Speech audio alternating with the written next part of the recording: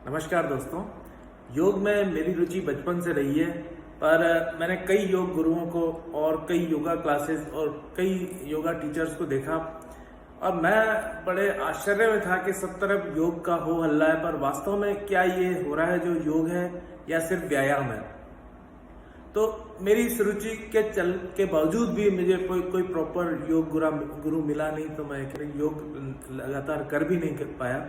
पर कोरोना काल में जब मैंने डॉक्टर नीरज यादव की क्लासेस ज्वाइन करी, योगा क्लासेस, तो निश्चित रूप से मैं कह पाया कि योग का न सिर्फ उन्हें अनुभव है बल्कि उनके योग का मर्म भी उनको पता है। क्योंकि ज्यादातर लोग जो योग कराते थे उनका सारा जोर पॉस्चर्स पे होता था। पॉस्चर्स भी प्रॉपर होते नहीं थे कई बार, लेकिन सारा जोर पॉस्चर्स पे होता था।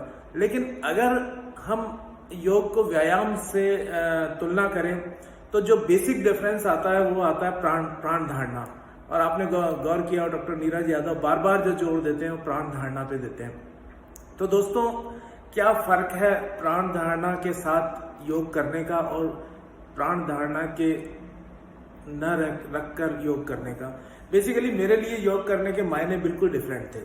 शारीरिक रूप से मुझे कोई ऐसी बीमारी नहीं थी और वजन भी इतना नहीं था। मेरे लिए योग में जाने का एक ही कारण था, भीतरी आनंद। जैसा कि योग नाम से विदित होता है, जो हमारे स्प्लिटेड माइंड को, जो हमारा मन कई भागों में टूटा हुआ है, उसको एक दिशा में प्रवाहित करता है। हम योग आनंद में भर जाते हैं। हमारा शरीर तो निश्चित रूप से स्वस्थ होता ही है, योग करेंगे तो शरीर तो स्वस्थ होगा ही, मन भी स्वस्थ हो जाता है।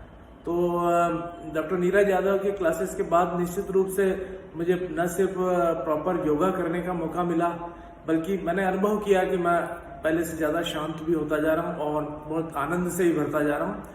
तो ये एक मैं तो राय दूंगा कि सभी लोगों को योगा करना चाहिए।